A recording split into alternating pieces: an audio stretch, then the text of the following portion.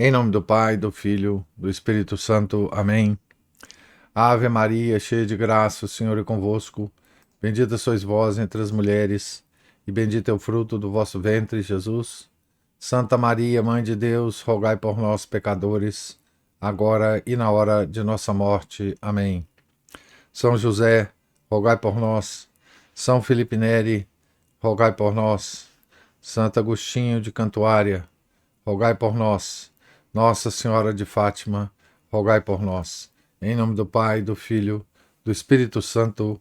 Amém. Bom dia a todos. Nós estamos aqui na página 72 da biografia de São José, escrita por Jan Dobrazinski. Estamos no início do capítulo 7.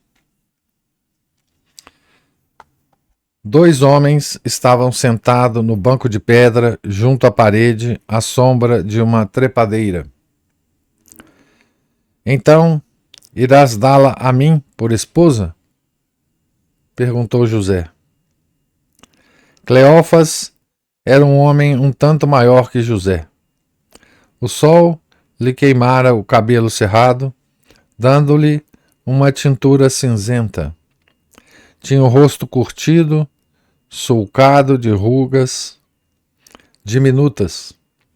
Todo o seu aspecto revelava um homem acostumado a trabalhar o campo ao ar livre.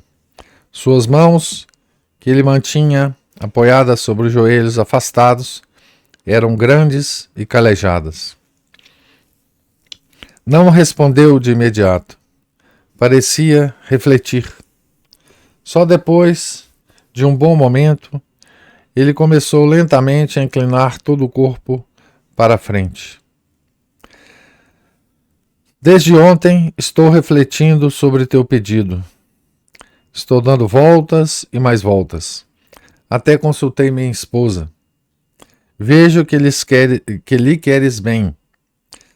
Nós logo percebemos isso, mas quero que saibas como está a coisa. Ela não tem os pais. Zacarias, o sacerdote, e sua mulher foram seus tutores. Quando nasceram Simão e Jacó, e ela saiu da infância, pedimos que viesse viver conosco. Foi o que aconteceu. Desde esse momento, eu me tornei tutor dela. Isabel me contou. A mulher de Zacarias era como mãe para ela, e não deixa de sê-lo. Preocupa-se com ela, mesmo à distância. Eu lhe prometi não tomar nenhuma decisão referente a Miriam sem o seu consentimento. Mas já que foi ela mesma quem te enviou, não gostaria de decidir às pressas. Não me leves a mal, José. Eu não te conheço. Não tiveste tempo para isso. Tu me agradas. És trabalhador piedoso. Não és de falar muito. Se se tratasse de minha própria filha, eu já teria decidido. Eu compreendo a tua preocupação. Estive falando com minha mulher até bem tarde da noite. Estamos dispostos a concordar com teu pedido. Sim, mas não sei como verás a coisa. Na Judéia, conforme o costume antigo, os pais ou os tutores dos filhos decidem sobre as bodas, e aos jovens nem mesmo é lícito que se vejam antes do compromisso. Aqui nós tivemos de abandonar o antigo costume.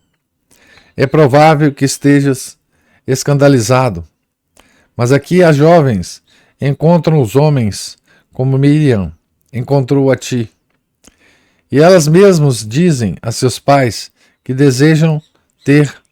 quem desejam ter por marido. Isto te escandaliza muito? Não, absolutamente. De verdade? Claro que sim. Eu amo Miriam. Gostaria que fosse para mim não só uma esposa, mas uma amiga. Quero saber se ela me aceita, também por vontade própria. Cleófas levantou a cabeça e, durante um momento, ficou olhando José em silêncio, aparentemente surpreso com suas palavras.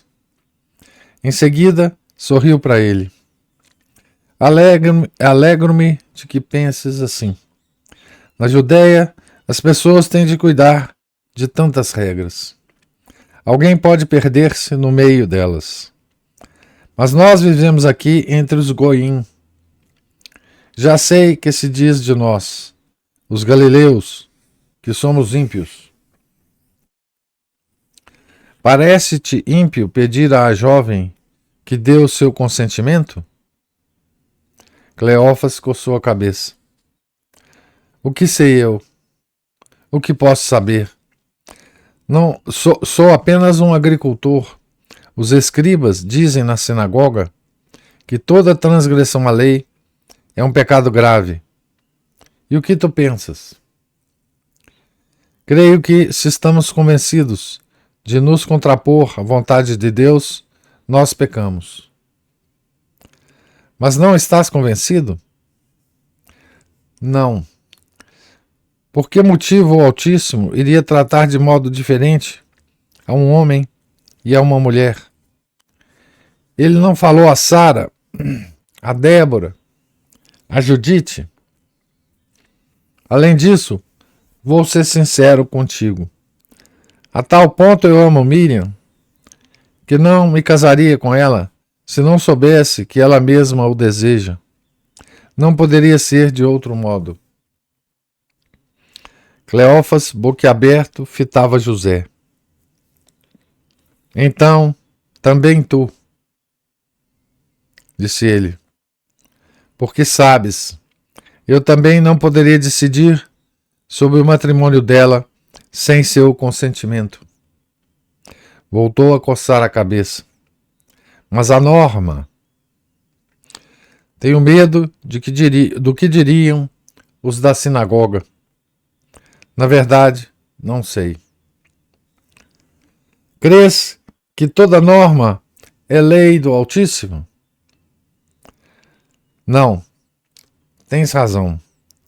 Porque o Altíssimo haveria de olhar para a mulher de maneira diferente. Sei como é Isabel, sei como é minha esposa, mas tenho medo. E tu, não tens medo? Quando se ama... Cleófas voltou a rir, mas muito mais relaxado desta vez. Foram exatamente Isabel e Zacarias que te mandaram aqui. Disseram-te que visses Miriam, verdade? Já que foi ideia deles, não teriam nada em contrário a que ela mesma nos desse seu parecer sobre teu pedido. Tu és corajoso. Ela também o é. Ficou mais um momento coçando o rosto, preocupado. A inquietação não o abandonara por completo. Ele vivia toda a sua vida no temor de infringir algumas das inumeráveis normas que os escribas proclamavam na sinagoga. Ela é corajosa, sorriu. Faz 2 anos que a observo e, no entanto, não a conheço. É a irmã de minha esposa e, contudo, que diferença! Não creias que estou pensando mal de minha esposa. Há poucas como ela, dedicada, diligente, trabalhadora, obediente. E como cuida das crianças. Como as ajuda em tudo. Mas Miriam passou sua grande mão sobre o cabelo. É diferente. Na verdade, não sei como te dizer. Vive conosco, come, bebe, dorme, trabalha, descansa, como qualquer uma. Serviçal com todos. Disposta assumir qualquer tarefa a fim de livrar alguém da mesma. Não deixa as mãos ociosas. Tão alegre. Estaria sempre cantando. Reza muito. Eu gostaria de saber rezar assim. Cleófas interrompeu-se. Silenciou um momento. Notava-se que tinha dificuldade de encontrar as palavras adequadas para expressar o que queria dizer. Começou de novo. Ela está a meu cuidado, mas realmente necessita cuidado de alguém? Mal deixou de ser uma menina e já existe nela tanta maturidade.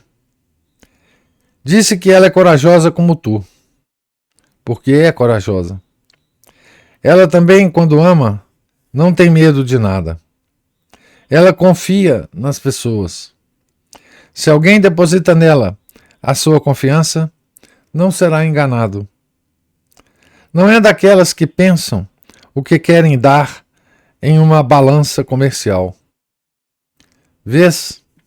É por isso que tem de perguntar a ela se quer ser tua esposa. Se isso é pecado, que caia sobre mim. José apoiou sua mão no ombro de Cleófas. Cleófas, isso não pode ser pecado. Tem confiança. Terei confiança. Quero parecer-me convosco. Escuta, vai falar diretamente com ela. Agora. Ela está com as ovelhas no prado da ladeira. Vai. José levantou-se e saudou com uma inclinação o seu futuro cunhado. Obrigado, Cleófas. Eu vou. Então, esse aqui é o diálogo, né, entre o cunhado e José, né? Capítulo curtinho. Eu vou ler o próximo capítulo aqui, que também é curtinho. E nós vamos ver o diálogo entre José e Miriam. Capítulo 8 agora. Por cima da encosta, as montanhas formavam um suave declive. No meio da vegetação, pontilhada de flores silvestres, sobressaíam de quando em quando umas rochas. De longe, as ovelhas e as cabras que pastavam também pareciam fragmentos de rochas. O rebanho estava em contínuo movimento. Detinham-se por um momento e em seguida prosseguiam, com passinhos nervosos. Ao chegar ao acantilado, logo divisou de longe a figura da pastora que acompanha o rebanho. A mocinha usava um chale, que lhe cobre a cabeça, os ombros e as costas. Caminhava no mesmo passo marcado pelos animais. Devia estar ensimesmada, porque não ouviu os passos dele. Quando ele a chamou, deteve-se e voltou rapidamente a cabeça. José não notou nenhum receio em seu olhar. Como sempre, estava cheia de paz e de um estranho resplendor que brotava do mais fundo dela. Naquele momento, esse resplendor ardia como uma chama, mas ao fitá-la, pareceu apagar-se. O rosto de Miriam recordava o semblante de alguém que permanecera muito tempo ao sol e acabara de voltar à sombra.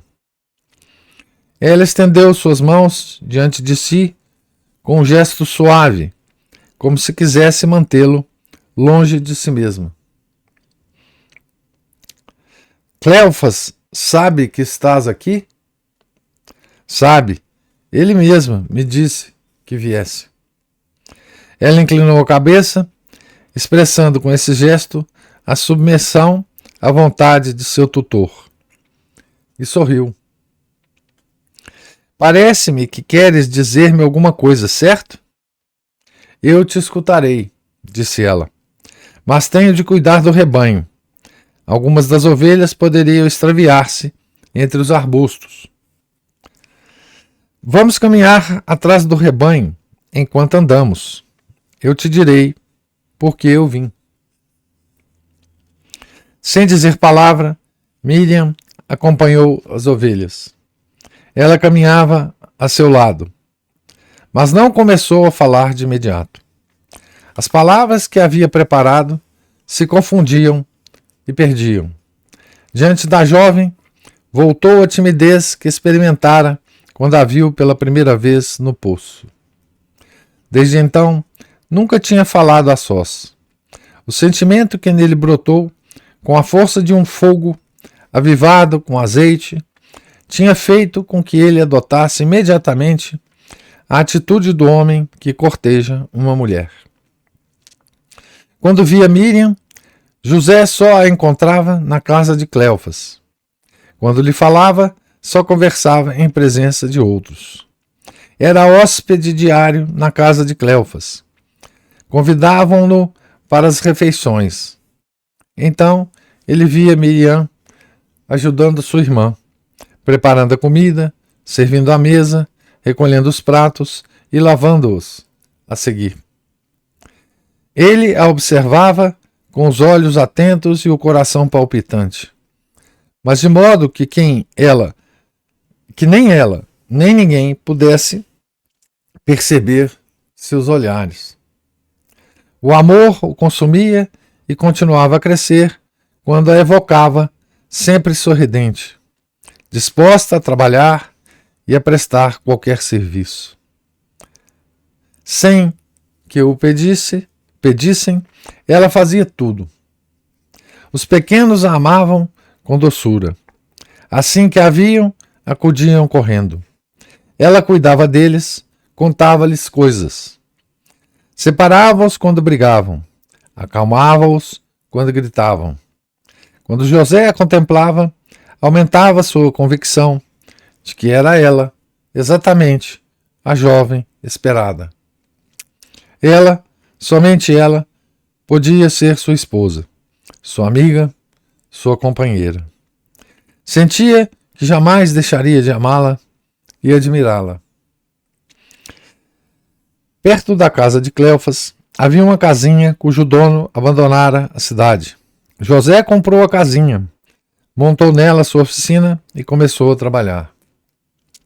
Desde o primeiro momento, quando colocou sobre a porta uma lasca de madeira, insígnia de seu ofício, choveram as encomendas. Todo dia, algum novo cliente aparecia na oficina de José. Em muito pouco tempo, ele adquiriu prestígio. Ao pedir a mão de Miriam a Cleofas, podia apelar não apenas à recomendação de Isabel, mas também apoiar-se em seu trabalho. Agora, enquanto caminhava ao lado da jovem, buscando em vão as palavras para expressar suas intenções, compreendia muito melhor as vacilações de Cleofas. É provável que também ele sentisse uma contínua timidez diante da irmã de sua esposa. Esta jovem comum, sorridente, tão simples na aparência e quase infantil, tinha algo dentro de si que exigia falar-lhe com respeito, quase com timidez. Desde o primeiro momento, José viu em seus olhos simpatia e apreço. Mas isso era amor? Os sentimentos de José eram tão fortes quanto prementes. Se ele se sentia no dever de pedir a Miriam o seu consentimento, mesmo contra os costumes, era porque desejava que o amor de Miriam não fosse menos ardente que o seu. Evidentemente, ele se dava conta de que a jovem possuía uma vida interior própria, desconhecida para ele, na qual ela mergulhava às vezes esquecendo tudo o que a rodeava. Esquecendo, mas sem perder contato com tudo aquilo. Vinha de volta ao mundo sorridente, afável, sem impaciência, e o resplendor que transparecia em seu rosto parecia provir das profundezas de seu ser, tal como a água que brota de uma fonte. Miriam não se parecia com as demais mocinhas que viviam unicamente com vistas ao matrimônio, mas isso não enfraquecia os sentimentos de José. Ele considerava que Miriam era superior a ele. Não se sentia humilhado por isso. Oferecia amor e só desejava amor. Percorreram em silêncio grande parte do prado. Ela não o estimulava a falar com suas palavras. Seu caminhar tranquilo e sua respiração inalterável não denotavam impaciência nem excitação. Escuta, Miriam, acabou decidindo-se por fim. Eu pedi tua mão a Cleofas. Interrompeu-se, emocionado com as palavras que acabara de pronunciar. Miriam não dizia nada. José prosseguiu. Eu me enamorei de ti desde o primeiro momento em que te vi no poço. És, para mim, como Rebeca. Assim que o servo de Abraão a viu, escolheu-a para Isaque. Voltou a calar-se. Continuavam caminhando sem falar. Uma ligeira brisa acariciava a vegetação cheia de anêmonas vermelhas. Era como um tapete que seus pés descalços pisavam levemente. Acontece normalmente, começou de novo, que o homem pede ao tutor a mão de uma jovem e o consentimento do tutor decide tudo. Este é o costume antigo. Mas eu queria, e Cleofas também o quer, que tu mesma, livremente, dissesses se queres ser minha esposa. Eu te quero demais para poder obrigar-te a alguma coisa que talvez não seja de teu agrado. O rebanho se deteve à frente de umas moitas de capim suculento e eles também pararam. As ovelhas comiam depressa, mastigando ruidosamente. Com suas patinhas, davam pequenos golpes no chão e batiam nos flancos com os rabinhos. Grilos cantavam no meio do capim. A jovem continuava parada, em silêncio, a cabeça baixa, como se esperasse ouvir algo mais. Cleofas, continuou José, mandou que eu te perguntasse. Não fiz isso sem o consentimento dele. Diz-me, queres ser minha esposa? Porque se existe alguém gaguejou. Eu te amo e desejo a tua felicidade, a tua acima de tudo. Tu és bom, José, disse ela finalmente, em voz baixa. Sua voz não tremia, falava com tranquilidade. Eu me alegro porque me amas, porque eu também me enamorei de ti. Entendi imediatamente que tu, somente tu, poderás entender. Entender o quê? Perguntou ele. José levantou lentamente a cabeça, mantida baixa até então. Viu os olhos dela muito abertos, profundos, cheios de esplendor. O fogo que se escondia em seu interior aflorou de repente em seu rosto e leu no semblante dela a súplica não expressa pela boca. Entenderás, sussurrou ela, sorrindo feliz, porque sabes amar. Eu sabia que tu virias. Teria de vir para ser meu marido. Eu queria que tu mesma, livremente, dissesses se queres ser minha esposa. Eu te amo demais para obrigar-te a qualquer coisa que talvez não fosse do teu agrado.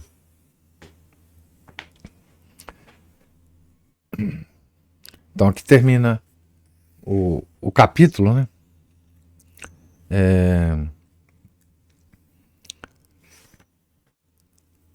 Em que José, primeiro diálogo de José com Maria, né?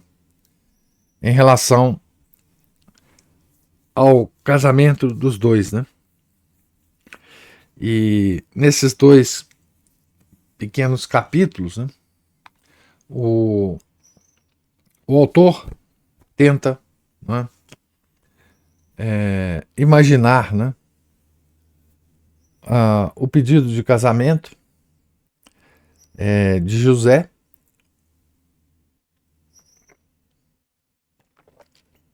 ao tutor de Maria, né?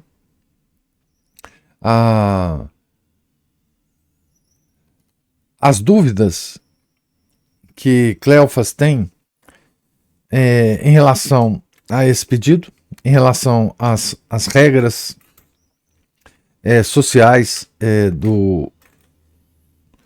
da época, né? Como que poderia, como que deveria ser feito esse pedido e como o pedido de fato foi feito, né? Na cabeça do autor, ele descreve então esse pedido e é curioso o que fica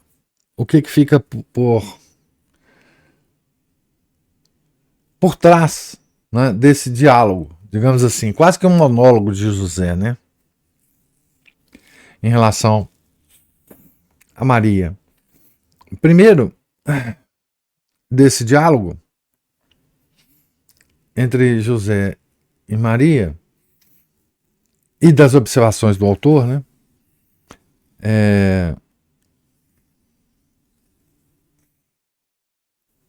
ele pinta Maria, né, como uma pastorzinha, né, uma pastorzinha. Na verdade, ela fazia tudo na casa e ainda pastoreava as ovelhas, né. É interessante isso, né, porque parece que Nossa Senhora, nos últimos tempos, né, no século XIX, século XX, né, deu preferência a aparecer para pastorzinhos, né? Tanto em La Salette como em Fátima, né? Nossa Senhora apareceu a pastorzinhos, né? E apareceu, inclusive, enquanto os pastorzinhos cuidavam das ovelhas, né? Isso talvez tenha, digamos assim, estimulado o autor, né, a essa cena aqui em que José conversa com Maria em relação ao pedido de casamento, né? Então, Maria estava cuidando das ovelhas, né? Mas uma coisa que transparece aqui é a impressão que José teve de Maria, né? Um pouco mais de vivência que ele teve lá, né? Depois daquele encontro no poço, né? E aqui há coisas muito interessantes que é muito fácil de imaginar, a gente concorda, o leitor deve concordar, né, com o autor, que ele descreve uma espécie de êxtase que Maria tinha, que é diferente dos êxtases que a gente vê relatado nos santos, né? Que muito mais natural, muito menos impactante, né? Esses êxtases, né? De Maria.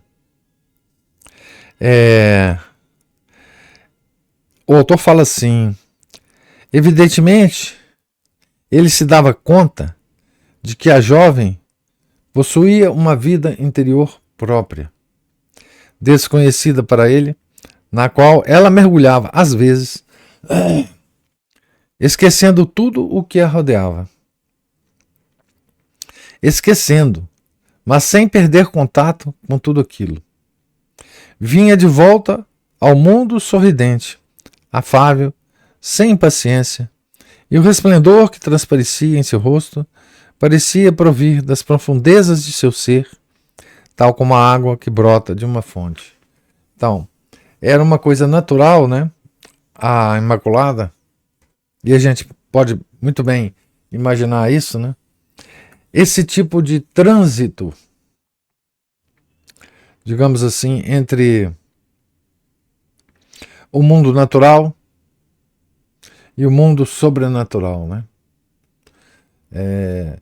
Um trânsito que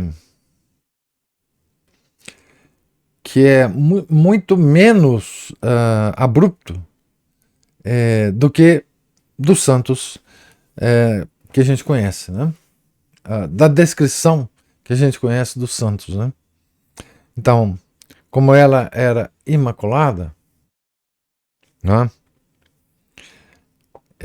Como ela era a criatura que era, ela como que não tinha esforço algum, né, de passar de um plano a outro, né, de existência, digamos assim. Os santos normalmente perdem o contato, ficam os sentidos físicos, né, ficam abalados, até fisicamente eles ficam modificados, né, transtornados. Ela não. Ela passava de um plano para o outro com uma naturalidade impressionante. O que é muito provável que acontecesse na vida de Nossa Senhora, né? Vinha de volta ao mundo sorridente, afável, sem impaciência, e o resplendor que transparecia em seu rosto parecia provir das profundezas de seu ser, tal como a água que brota de uma fonte, ou seja, naturalmente, né? E claro que José era a pessoa, né, para perceber isso tudo, né? E ele percebia, né? O autor deixa isso claro quando ele faz José, né, conceder que ele tinha absoluta certeza que ela era superior a ele, né? Ele sabia que ela era superior a ele. E a outra coisa que fica muito clara aqui, né, é que quando ela responde finalmente, né, ela responde a José,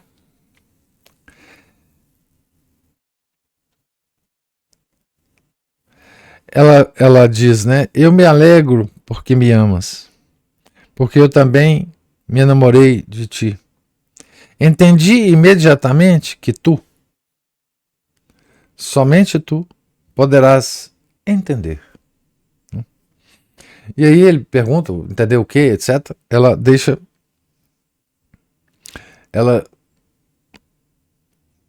deixa em suspenso e diz: entenderás,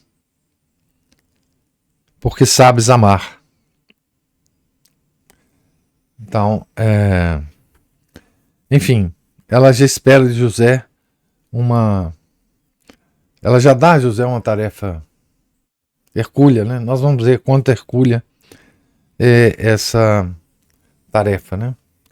Então, essa é digamos assim, a delicadeza desse primeiro encontro, né? Ah, ah, não o primeiro encontro, mas de fato o desenlace do pedido, né? De casamento que José faz a Miriam, né? Então eu queria agora escutar de vocês, se houver alguma observação ou comentário. Diga, Márcio.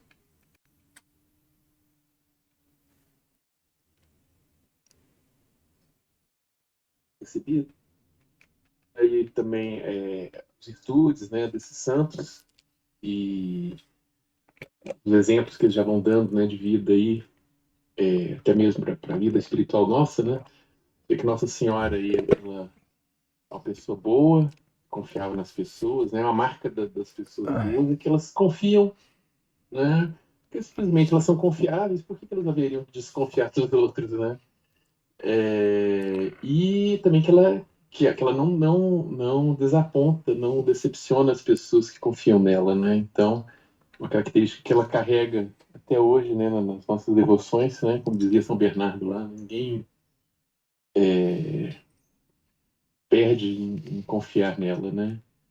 E outra coisa que a gente vai vendo também aí, né, desde o começo aí do namoro, noivado, matrimônio, né, da Sagrada Família, depois que a gente vai ver na frente, são os exemplos os bons exemplos, né, de uma verdadeira catequese de namoro, noivado e matrimônio, que é o que falta tanto para as pessoas hoje. Elas não sabem, né, se quer começar, nem uma abordagem, quer conhecer a pessoa, né, o namoro decente, né, para parar com essa coisa de que o pessoal hoje em dia fica nessa ficação. Na minha época de solteiro já começou a ter esse negócio que eu estranhava aquilo.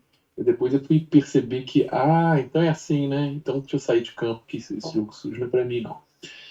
E o noivado, o matrimônio, como é que as coisas funcionam, né? Eu achei interessante. São José foi lá na casa, observou, observou Maria interagindo, agindo dentro de casa. Eu, quando era solteira, fazia isso, pessoal.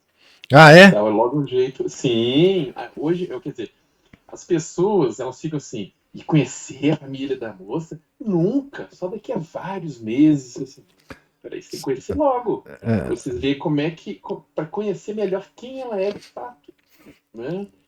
Claro. E não é verdade? Para ver com quem ela é de verdade, ver como é que ela age dentro de casa com as pessoas.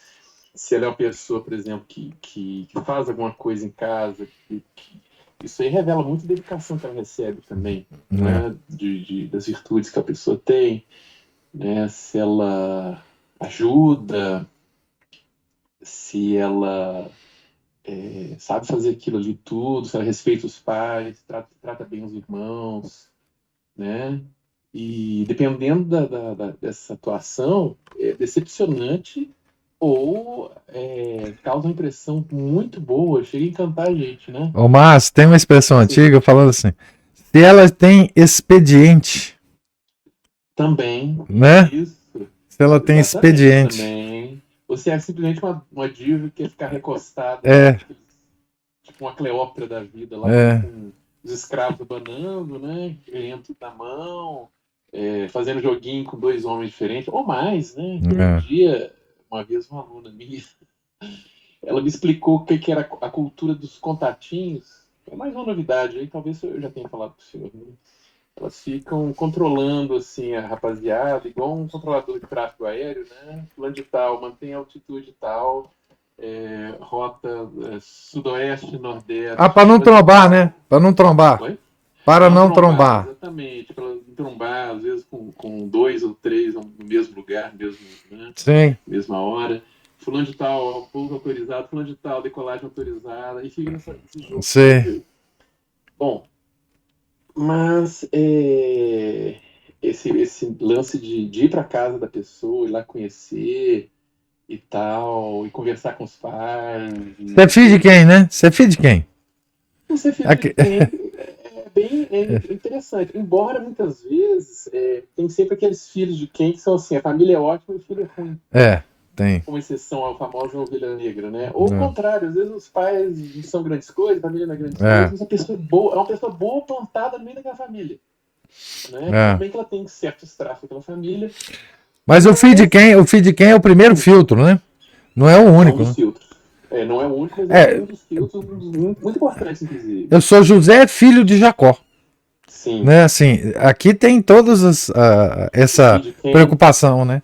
O filho Até de a quem já vem família. com o nome, né? É filho de quem? Já vem com o nome. Exato. É. Exatamente. A gente chega no interiorzão lá, o pessoal acha que a gente ei, você, tudo bem? Você é filho de quem? É, Assim, olha, eu sou filho da pessoa tal que já morou aqui há muitos anos atrás, mas eu sou sobrinho da pessoa tal, sou isso. primo de não sei quem. Assim, ah, conheço. Agora, tomara que as pessoas não tenham uma má fama, né? Porque eu tenho familiares que são assim, pessoas ótimas, vão de ótimas a péssimas, né? Mas sendo o primeiro filtro, as pessoas também têm bom senso, mas elas vão julgando, Sim. né? Mas primeiro filtro é filho de quem? Realmente. É, Né? E né? sempre foi, né? E isso era tradição mesmo Sim. nessa época em Uhum. Israel, né? Na Judéia. Uhum. Até hoje em lugares menores, né, professor? É, Essa cultura é uma coisa interessante, que essa cultura antiga, medieval, tem alguns autores que falam que a Idade Média acabou, foi na verdade na Revolução Francesa, que ainda durou um bocado de tempo até nas Américas. E essa cultura também, ela tem coisas da antiguidade também, que chega até hoje, né? é, No ambiente da cidade grande, por exemplo, isso perde um pouco a referência, embora nos bairros, assim, pelo menos onde as pessoas têm alguma relação, né, onde há casas, não só prédios, elas ainda têm, fulano de tal mora ali, ele é um vizinho assim, assado, ele é, é filho de fulano de tal, que é é, gente boa, que é gente ruim, seja o que for, né? é Ainda isso mesmo. tem Tem um um resquício. pouquinho, né? Tem um É, resquício disso. é, Não, tem um canal do sujeito que ele fala da persistência da cultura medieval, por exemplo, no Nordeste. Esse pessoal, às vezes, ou dos extremos do país, ou do Nordeste, do extremo Sul, eles acham que aquilo é só lá, mas não. Também ocorre em várias áreas do país. é, é. Né? Mas aí depois a gente vai ver também, né? Temos aí o namoro, que começa bem, né? De uma forma civilizada, as pessoas procurando ver as qualidades da alma da pessoa mais do que os encantos, vamos dizer, as seduções, sejam psicológicas, sejam físicas, aí, de ambos, né? E depois a gente vai ver depois o desenrolar disso no matrimônio, porque infelizmente é isso, as pessoas não sabem hoje namorar, casam pelos motivos errados, né?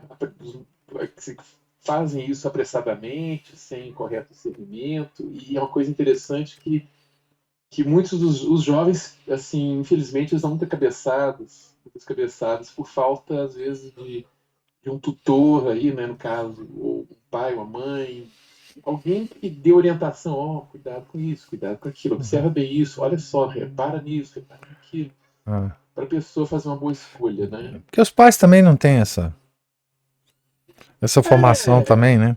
Enfim. é impressionante, assim, que muitos pais que eu observo, eles se intrometem em tudo na vida do filho. É que o totalitarismo, assim, e da inveja ao Stalin. Mas chega nessa hora, eles tiram o time de campo. É justamente nessa hora que eles teriam que entrar, É, né? E em muitos casos eles não deveriam se intrometer tanto, mas apenas guiar, né? Eles ficam tratando, às vezes, uns filhos de 25, 30 anos, como se eles fossem, tivessem 5 anos de idade, não soubessem escolherem a própria roupa, né, para vestir, e nessa hora que é muito importante, né? Que é praticamente a decisão por pênaltis ali do jogo, né? É, Eles tiram o time de campo, né, e deixam o indivíduo à própria sorte. é. Mas é isso. Mais a gente vai aí apreciando as virtudes, as qualidades das pessoas. Esse lance das meditações e essas de Nossa Senhora, né, que eu percebi que era uma coisa assim bem suave, essa passagem de lá para cá, né, da vida interior para o contato com o mundo exterior. E uma coisa não se desprende da outra, né? É, a barreira é mais tênue, né, em Nossa Senhora por causa da O próprio São José ausência. também, né? Ele leva Ele vai aprender, né? Vai aprendendo na vida. ele já tem também e deve Tem. melhorar, É, né? é, Esse caminhar sempre na presença de Deus, é. né? E sempre a lembrança dele é um exemplo para O nós próprio também. silêncio, o próprio silêncio dele.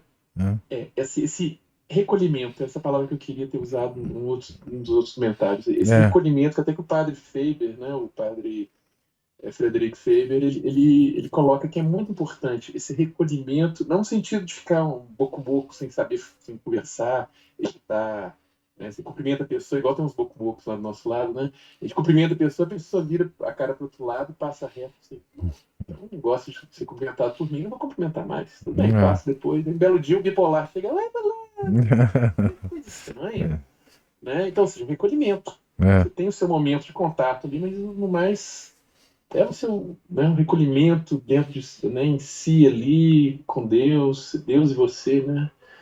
Então é isso. Chega, professor, falei demais. Obrigado, viu? obrigado a você.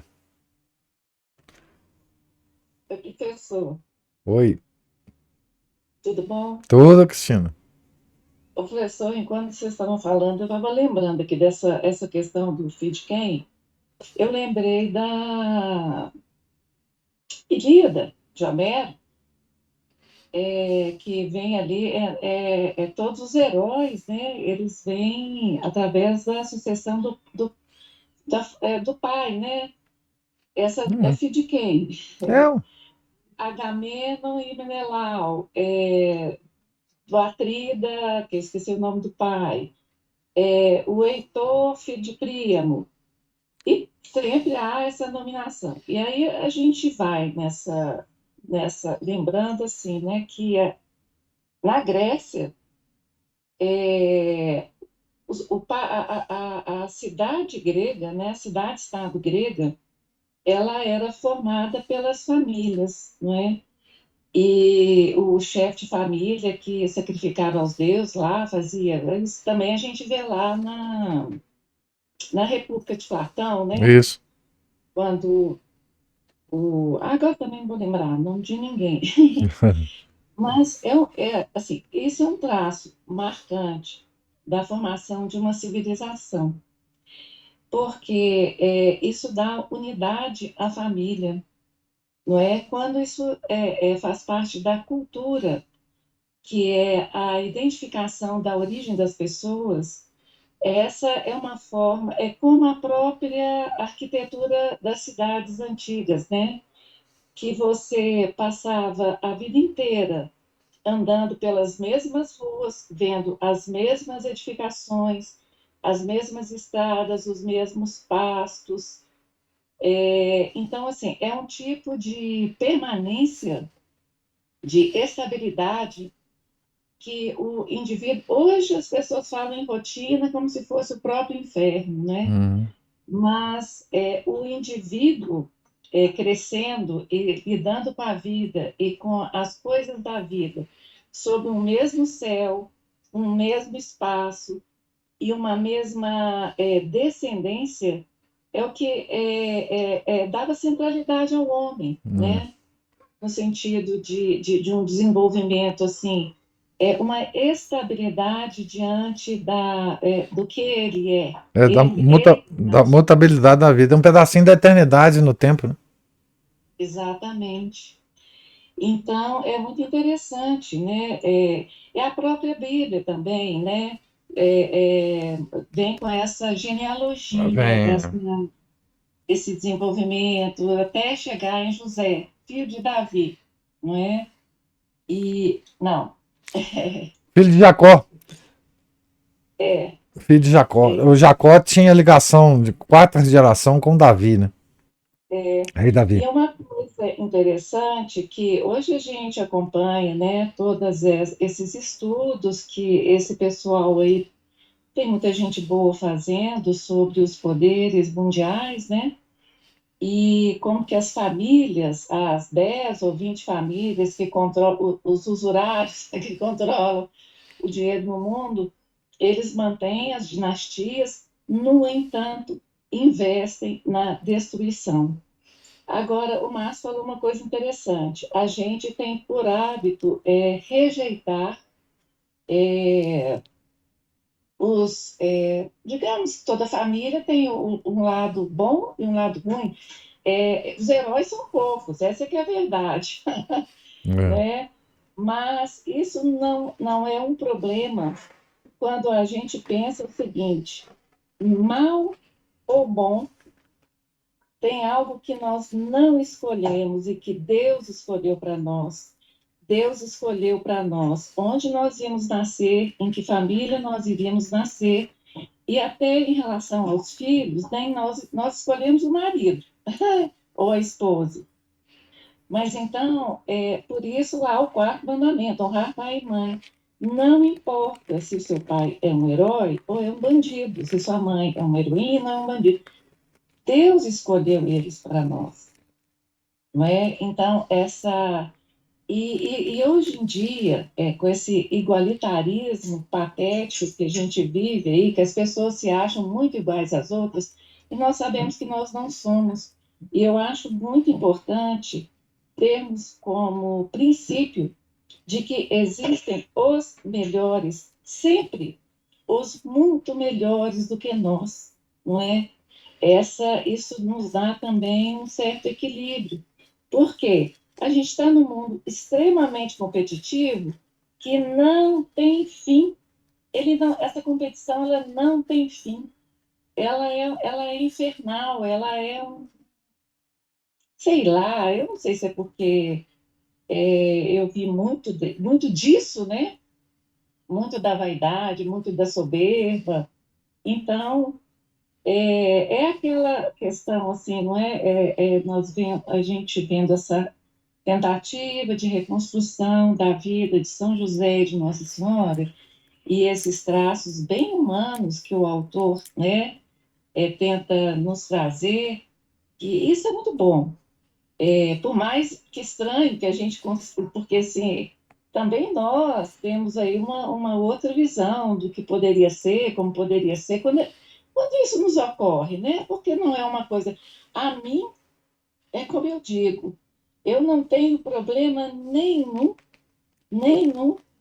em ler Apocalipse e acreditar piamente que Deus criou o mundo em 7 dias. Isso para mim não é problema. Menos ainda que Jesus e Maria, que São José e Nossa Senhora se encontraram e se entenderam ali sem dar nenhuma meia palavra.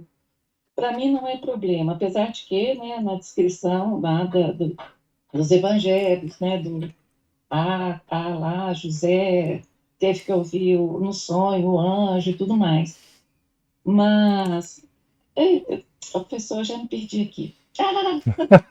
Não mudei de assunto, eu entrei só para dar um pitaco e vai dar isso aí. Do fim de quem? Ótimo, mas foi bom.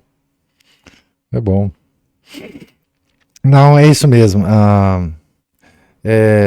Essa permanência, né, que você estava dizendo, da arquitetura, da paisagem, da vida,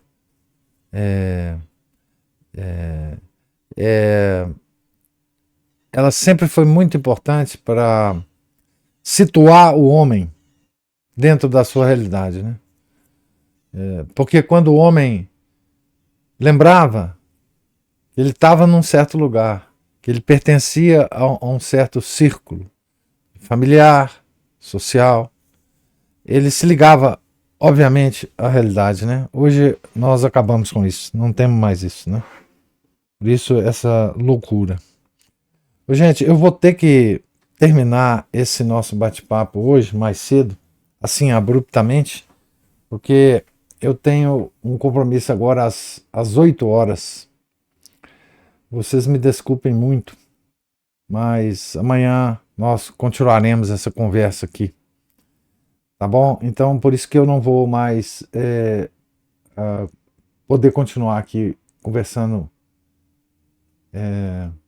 com vocês. Tá bom?